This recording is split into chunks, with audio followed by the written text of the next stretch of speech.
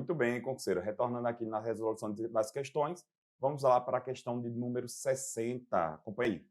Olha lá. As demonstrações de camaradagem e civilidade obrigatórias entre os policiais militares não devem ser extensivas aos oficiais de praças das corporações militares e do Corpo de Bombeiros Militares dos Estados da Federação e do Distrito Federal, das Forças Armadas Brasileiras e Forças Militares Estrangeiras. Veja, a questão ela está errada por um pequeno detalhe. Quando ele colocou ali, não são extensíveis. Então, quando a banca colocou não são extensíveis, já tornou a questão errada. Então, é bom você ficar atento para isso, porque às vezes a banca joga ali, ó, no meio apenas um não. Coloca tudo certo e ali no meio joga um não. Qual o segredo? Sempre quando você tiver palavras restritivas, você circula a palavra. Na hora que eu estava respondendo, eu não circulei já para não dar o bizu a vocês, para depois falar isso agora. Então, como é que você vai fazer na hora que for fazer a leitura? Olha aqui, ó. Seria assim, ó. As demonstrações de camaradagem e civilidade obrigatórias entre os policiais militares não, ó, aí na sua prova você circula o não, beleza? Não deve ser extensivos, aí tarará. Então você já encontrou aqui que a questão é o quê? Errada, beleza? Olha aí, ó.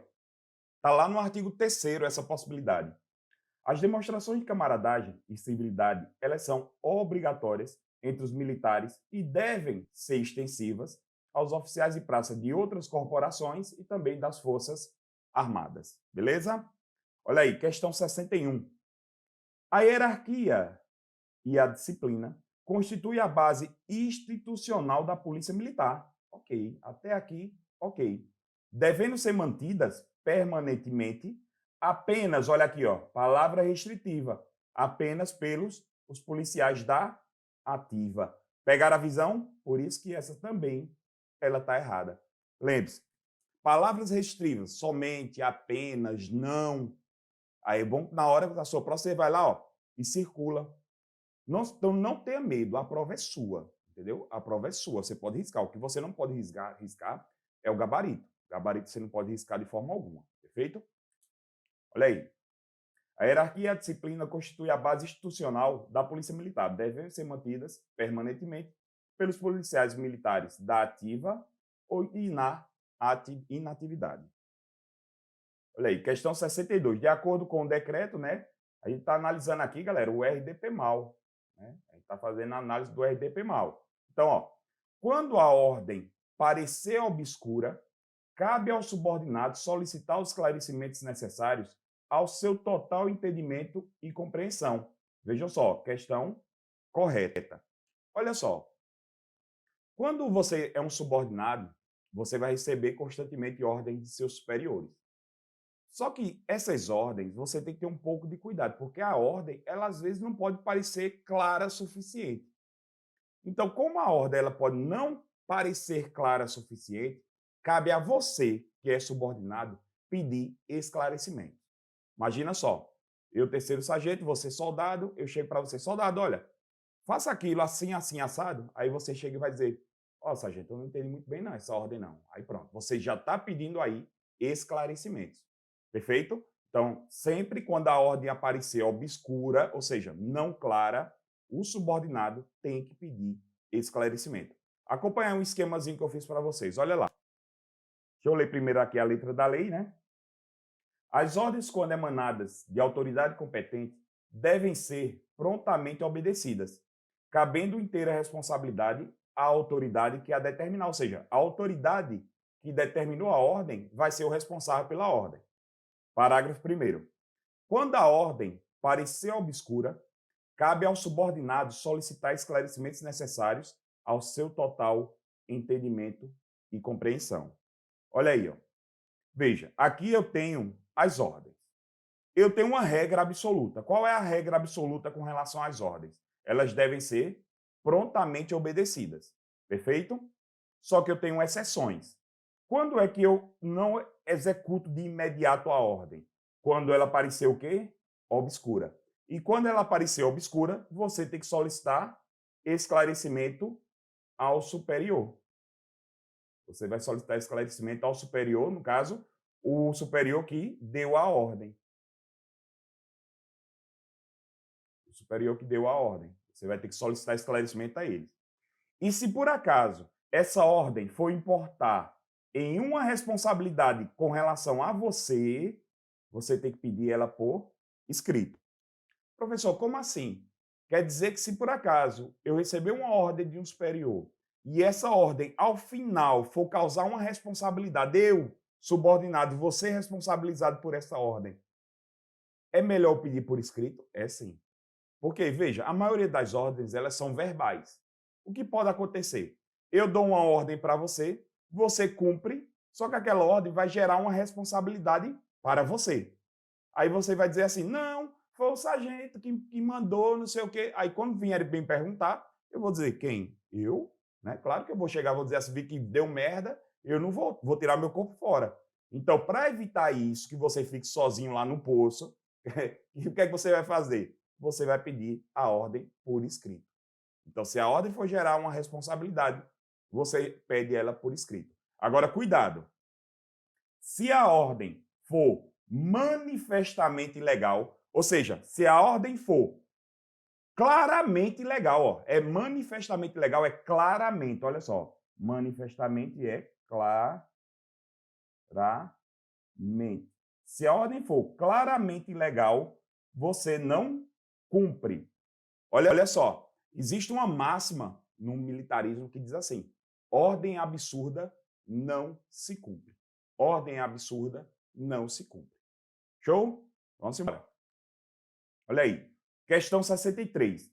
Cada um dos próximos itens apresenta uma situação hipotética, seguida de uma assertiva a ser julgada com base no regulamento disciplinar dos policiais militares de Alagoas. Situação hipotética. A soldado Julieta, com apenas 1 ano de caserna, vinha sofrendo constantemente assédio sexual praticado pelo sargento Romeu. Coincidência, né? Romeu e Julieta. Coincidência, vamos lá. Em um dia que ambos estavam de serviço, a soldado Julieta resolveu tomar uma atitude e elaborou uma comunicação disciplinar para levar ao comandante da unidade os abusos que o sargento Romeu vinha praticando contra a militar. Veja, a Julieta, subordinada, Romeu, superior. Ele constantemente estava fazendo o quê? Causando assédio sexual, né? Provocando assédio sexual, tocando, podia estar tocando nela, fazendo alguma coisa que tivesse conotação sexual. A Julieta, ela resolveu fazer uma comunicação disciplinar. O que é uma comunicação disciplinar? É quando eu, subordinado, faço o quê? Eu informo ao comandante da unidade que um superior meu está causando um dano à minha pessoa ou cometendo uma transgressão disciplinar. Veja que a comunicação disciplinar é sempre parte do subordinado para o superior. Tomar cuidado com isso. Beleza? Continuando aí. Olha aí. Nessa situação, com a soldado Julieta é subordinada, aqui tem um como, né? Como a soldado Julieta é subordinada ao sargento Romeu, ela deverá ser afastada da subordinação direta do militar superior. Questão totalmente correta. Professor, por que ela vai ter que ser afastada? Porque, entenda, ela, vamos imaginar que o Romeu seja eu, ela fez uma comunicação contra mim. O que é que eu vou fazer? Eu vou procurar qualquer coisa para prejudicá-la. Entendeu qual é a lógica? Então é por isso que ela tem que ser afastada. Agora veja só, ela tem que ser afastada da subordinação dele. Não significa dizer que ela tem que ser afastada do quartel. Ela pode permanecer no quartel e o Romeu ir para outro. Ou ela mesma pode ir para outro quartel. Veja, a regra é a seguinte: o que vai acontecer não importa. O que é importante é que ela será afastada da subordinação dele. Entendeu qual é a lógica? Ou ele vai para outro quartel, ou ela vai para outro quartel. Fechou? Vamos embora. Olha aí, ó. O comunicante, que no caso aqui é a Julieta, no caso aqui nosso foi a Julieta, deve ser afastada da subordinação direta da autoridade contra quem formulou a comunicação. Se for o caso, deve, no entanto, ser mantida na localidade onde serve, tá vendo? Deve, no entanto, ser mantida na localidade onde serve, salvo se a existência de fatos que contraindiquem sua permanência na mesma. Então, veja, quando a lei diz assim que deve permanecer na localidade onde serve, pode ser no mesmo quartel, sim, mas também pode ser em outro quartel na mesma cidade. Por exemplo, aqui em Maceió a gente tem vários quartéis da polícia e do Corpo de Bombeiros, então o cara pode estar saindo de um para o outro, sem problema nenhum. Perfeito? Olha aí. Questão 64. No que se refere ao decreto 37042, as circunstâncias atenuantes, muito importante esse grifo aqui, viu, pessoal? As circunstâncias atenuantes da pena decorrem de uma transgressão disciplinar. Decorrente de uma transgressão disciplinar são fatores que melhoram. Olha só, atenuante, ela melhora. Ela diminui a pena. Ela melhora a pena. Como condição do acusado através de uma conduta que ele praticou antes, durante a tramitação do processo. Dessa forma, é uma circunstância atenuante o relevante serviço prestado pelo militar transgressor. Questão correta. Circunstância atenuante, pessoal, é quando a pena vai ser reduzida pelo fato do militar ter praticado algo antes ou durante o processo. E se ele tiver um relevante serviço prestado, a pena vai ser reduzida. Também se ele tiver com bom comportamento, entendeu? A pena é reduzida. Entendeu? Tranquilo? Então vamos embora. Olha aí, ó. São circunstâncias atenuantes. Relevância de serviços prestados, comprovados mediante condecorações, medalhas, títulos, elogios individuais e outras disposições contidas em lei, decretos e regulamentos. Show? Questão 65. Situação hipotética. O recém-formado soldado José, em seu primeiro dia de serviço, isso é muito importante, viu, pessoal? Respondeu de maneira desatenciosa a seu superior.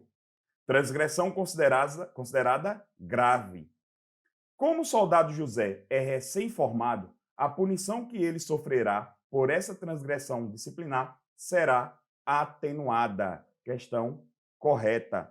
Essa daí, pessoal, é outra hipótese que a punição vai ser atenuada, né? A pena aplicada por aquela punição vai ser atenuada. É a falta de prática no serviço. O cara acabou de chegar na caserna, ainda está se policiando e, de repente, ele respondeu de maneira desatenciosa o seu superior. Então, responder de maneira desatenciosa o seu superior é transgressão disciplinar de natureza grave. Beleza? Olha lá. São transgressões graves: dirigir-se, referir-se e responder de maneira desatenciosa a superior. São circunstâncias atenuantes à falta de prática no serviço. Perfeito? Tranquilidade? Olha aí, questão 66. O julgamento das transgressões deve ser precedido, ou seja, antes de iniciar o julgamento das transgressões, ele deve ser precedido de um exame e de uma análise que considerem que, dentre outros fatores, os antecedentes do transgressor. Questão letra de lei, galera. Questão também super tranquila. Olha aí. O julgamento das transgressões deve ser precedido de um exame, de uma análise que considerem a culpabilidade, os antecedentes do transgressor, as causas que determinaram a punição. O que foi que levou ele a ter praticado aquela transgressão, né? A natureza dos fatos e os atos que envolveram, as consequências que delas possam advir e as causas que justifiquem e as circunstâncias que atenuem ou agravem a pena. Show! Vamos embora. Aqui é tudo jogo rápido. Olha lá. Ó.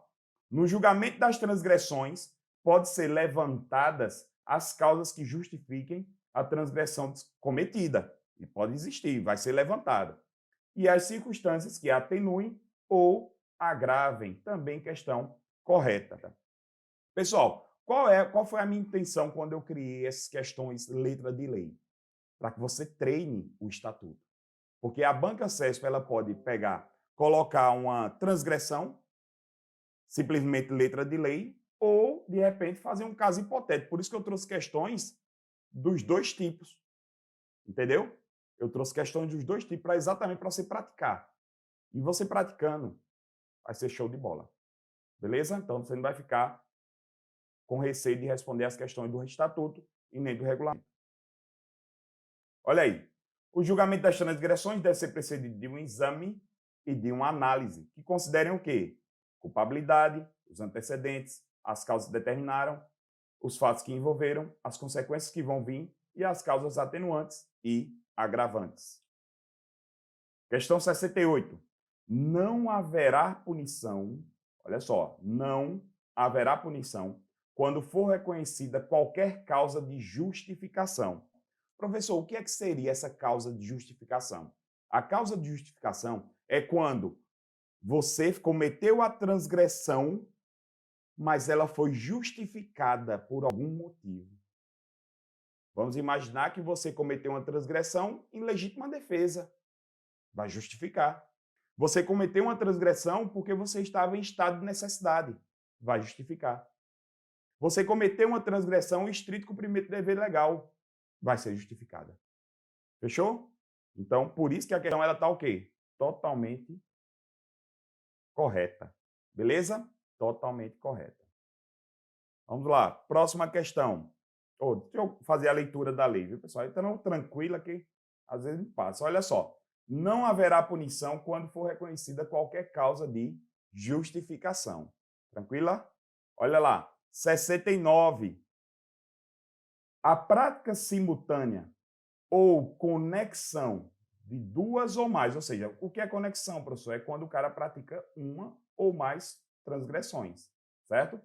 Olha aqui, ou mais transgressões, mau comportamento em conluio com duas pessoas ou mais pessoas são exemplos de circunstâncias agravantes. Veja só, tudo isso aqui, galera, são exemplos de circunstâncias agravantes. Acompanha aí, ó. São circunstâncias agravantes. O cara está num comportamento mau ou insuficiente, prática ou conexão de duas ou mais transgressões e em conluio com duas ou mais pessoas. Perfeito? Olha lá. Faltar ao serviço para o qual esteja nominalmente escalado é considerado transgressão disciplinar de natureza grave. Questão correta. Pessoal, não é raro, eu não vou mentir, é raro. A banca cobrar assim, jogar a transgressão e perguntar qual é a classificação dela, se leve, médio e grave. É raro, mas pode acontecer. Mas pode acontecer. Só que a banca ela é esperta, ela vai pegar algo que dê para você perceber que é grave. Então, você tenta fazer uma leitura mais crítica com relação às transgressões graves. Faltar a serviço, responder de maneira desatenciosa, maltratar animal e assim vai. Beleza? Então, bem tranquilo. Aliás, não é muito tranquilo não, mas a banca pode cobrar. Eu acredito que a banca CESP não vai fazer isso. A banca CESP ela pode ser ruim, mas ela tem uma característica muito interessante, que ela preza pelo conhecimento do aluno. Ela não quer que o aluno decore, ela quer que o aluno saiba interpretar as questões. Olha lá. São transgressões graves. Faltar qualquer ato de serviço em que deva tomar parte ou a quem deva assistir. Olha lá. No que se refere ao decreto 37042, né, que é a questão 71, o soldado João, com 10 anos de caserna, olha só, o soldado João com 10 anos de caserna, foi punido por uma transgressão grave, cumprindo pena em junho de 2014. Ocorre que agora, em maio de 2021, ele cometeu uma transgressão grave, qual seja, faltou a verdade, tá vendo? Faltar a verdade é transgressão grave. A banca ela pode fazer isso com vocês, está entendendo? Ela dizer a transgressão e já dizer a classificação, como a banca CESP já fez nos concursos anteriores. Vamos lá. Para efeito do julgamento e a agravação da pena, o soldado João será considerado reincidente.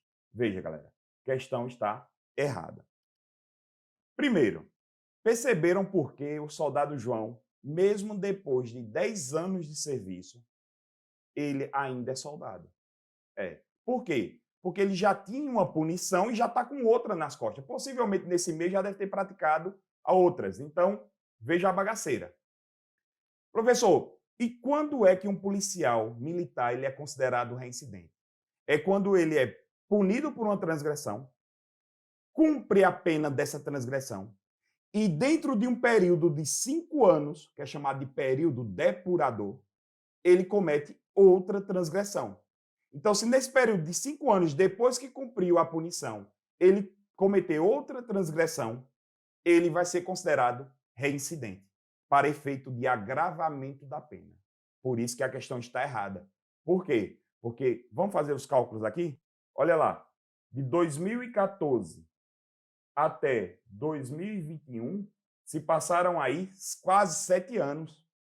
Quase 7 anos. Entendeu, pessoal? Então, já passou 7 anos. Então, como já passou 7 anos, ele não vai ser considerado reincidente. Perfeito?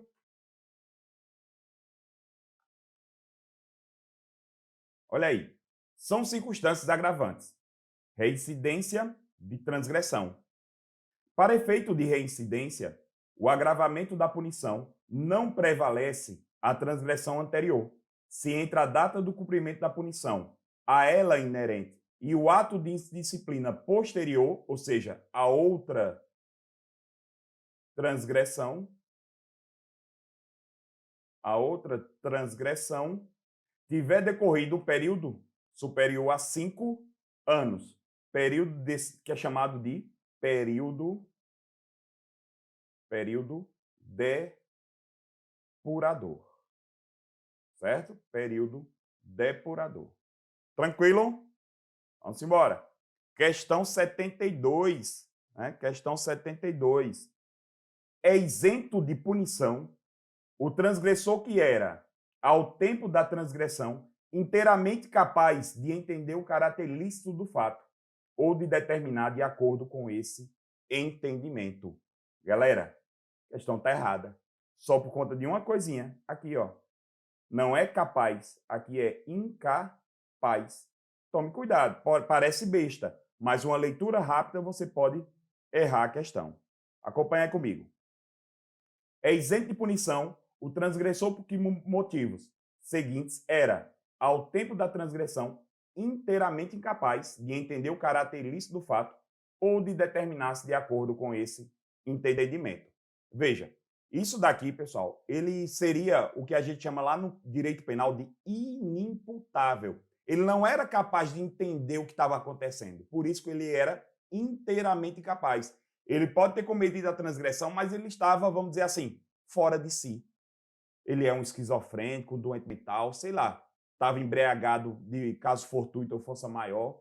Então, ele não tinha como se determinar, ele não tinha como evitar aquela transgressão. Perfeito? Olha isso, questão 73. Será isento de punição, olha só, será isento de punição o transgressor que, por doença mental, embriaguez acidental completa, que veio de quê? Caso fortuito ou força maior, era ao tempo da transgressão inteiramente incapaz de entender o caráter ilícito do fato ou de determinar-se de acordo com esse entendimento. Aqui, galera, a questão ficou redondinha, então toda certinha. Eu trouxe ela exatamente para explicar para vocês a situação. Ó. Doença mental, o cara é incapaz. A embriaguez acidental, agora cuidado, é a completa. Cuidado para a banca não jogar aqui incompleta. Muito cuidado para a banca não jogar incompleta. Perfeito? Só que essa embriaguez acidental completa, ela veio de quê? De caso fortuito e força maior. Daqui a pouquinho eu comento esses dois casos, que tem uma questão que vai tratar disso. Beleza? Olha aí. É isento de punição transgressor porque, por um dos motivos seguintes, era ao tempo da transgressão inteiramente incapaz de entender o caráter ilícito do fato ou de determinar-se de acordo com esse entendimento. Por doença mental, embriaguez completa advide de caso fortuito e força maior, e a embriaguez patológica. Ô, professor, o que é que seria a embriaguez patológica? A embriaguez patológica seria o alcoólatra. O alcoólatra entraria exatamente na embriaguez patológica. Professor, no direito penal não existe essa possibilidade, não. No direito penal só existe a embriaguez completa, proveniente de caso fortuito ou força maior. A patológica não é. Agora, no nosso regulamento disciplinar, é muito interessante essa diferença. E a banca ela pode abordar isso. Porque como no concurso de vocês, caso vocês estejam fazendo para PM, tem Código Penal. Perfeito? Olha lá, questão 74. A embriaguez, aí na sua prova você circula, a embriaguez proveniente de força maior é aquela que o agente tem o conhecimento do efeito da substância que está ingerindo, ou quando ignora sua condição própria, de modo a embriagar-se quando ingere a substância que contém álcool ou substância de efeitos análogos. Veja, o texto está todo correto. O grande problema é que essa embriaguez não é a de força maior, é caso fortuito. É caso fortuito. O erro da questão é porque é caso fortuito. Tranquilo, pessoal? Aqui o erro da questão é porque é caso fortuito. Professor, me diga uma coisa. Caso fortuito, me dê um exemplo. Como é que seria? Tudo bem, eu entendi, vi aí, li o texto. Seria mais ou menos assim. Vocês sabem que alguns medicamentos, quando você ingere o medicamento, aquele medicamento pode deixar você embriagado. Muita gente acha que você só pode ficar embriagado se for com bebida alcoólica. Né? Então, veja, não, pode ser por remédios. E o cara pega, toma remédio e depois toma uma bebida alcoólica achando que não vai fazer efeito. E aquele efeito do remédio vai ser o quê? Intensificado. Então, por conta disso, ele pode se dizer que é o quê? Que é um embriaguez proveniente de caso fortuito, porque ele achava que não ia ficar. Agora, cuidado. Isso aqui é embriaguez acidental. Ele não sabia que, juntando as duas substâncias, ia causar um efeito tão devastador. Perfeito? Acompanhe aí no comentário a diferença dos dois. Olha lá. Em embriaguez completa de caso fortuito, foi essa que a gente trabalhou na questão. Já a embriaguez proveniente de força maior, a banca trocou, não foi isso? É a que resulta de situação fática em que o agente se vê em uma situação em que é obrigado a beber a substância de teor alcoólico. Eu posso dar como exemplo, sabe o quê? Eu posso dar como exemplo o cara está andando na rua e de repente cai num barril de cachaça. Aí o cara vai dizer, esse barril de cachaça está fazendo o quê no meio da rua? Não sei. É acidental. Tava lá um barril, o cara caiu. O cara está se afogando. Qual é o normal? O cara beber. Aí o cara bebe e se embriaga. Seria dali de força maior. Ou seja, o cara foi ter... Ou pode até ser, o cara pegou, passou por um local e tinha um gás lá que deixou ele inebriado também. Pode ser também. Estava lá o gás espalhado e deixou ele meio grogue. Beleza? Vamos lá? Olha aí. A punição disciplinar visa o benefício educativo ao punido e o fortalecimento da disciplina da corporação. Veja, qual é a função? Isso aqui, galera, é a função da punição disciplinar. Qual é a função? A função, primeiro, ela é educativa e também para reforçar a disciplina policial militar. Como assim, professor? Não consegui entender. Veja, é o seguinte. Vamos imaginar que você cometeu uma transgressão disciplinar e você não foi punido por essa transgressão disciplinar. Se os outros militares observarem e disserem assim, peraí, ele cometeu uma transgressão disciplinar, o pessoal deu de ombros, nem ligou, peraí. Então quer dizer que eu posso também fazer que não vai dar em nada, entendeu? A punição serve para isso, para manter a disciplina, para manter também a hierarquia na corporação. Fechou? Então tome cuidado aí que a função é exatamente isso. E só são essas duas, de acordo com o regulamento disciplinar. Vamos lá, vamos ver aí o comentário. Olha aí. A punição disciplinar visa o benefício educativo ao punido e o fortalecimento da disciplina da corporação. Perfeito? Olha aí, questão 76.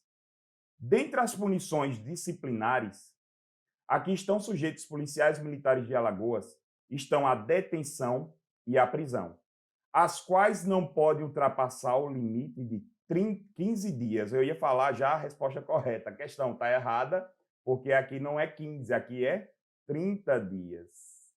30 dias. Beleza? 30 dias.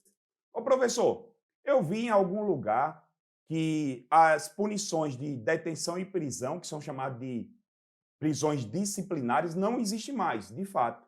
Elas não, aliás, deixa eu corrigir, elas existem, só que elas não são mais efetivadas. Ou seja, se eu pegar 15 dias de prisão, eu não vou ficar preso. Esses 15 dias de prisão só vai para a minha ficha disciplinar. Entendeu? Só vai para a ficha disciplinar. Eu não vou cumprir a prisão. Ela só vai para a minha ficha disciplinar. Perfeito? Então, galera, já esmaga o dedo aí no próximo bloco, beleza? Que eu estou aguardando vocês. Valeu!